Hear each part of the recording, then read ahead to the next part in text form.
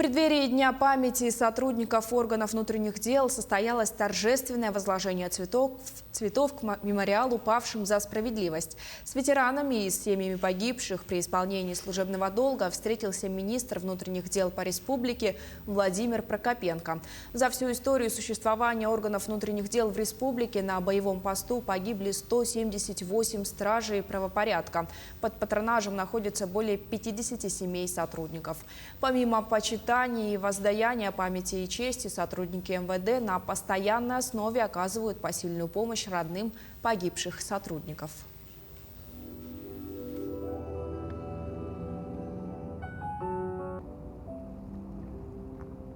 Наши коллеги, которых мы знаем, со всех служб, и с уголовного розыска, и с ППС, и с ГИБДД, это независимо от службы, человек в форме.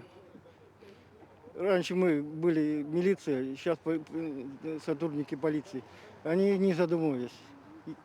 В решительный момент делают этот шаг, по которому нам, к сожалению, теперь приходится каждый год отдать им дань памяти и уважения, то, что мы их помним всегда.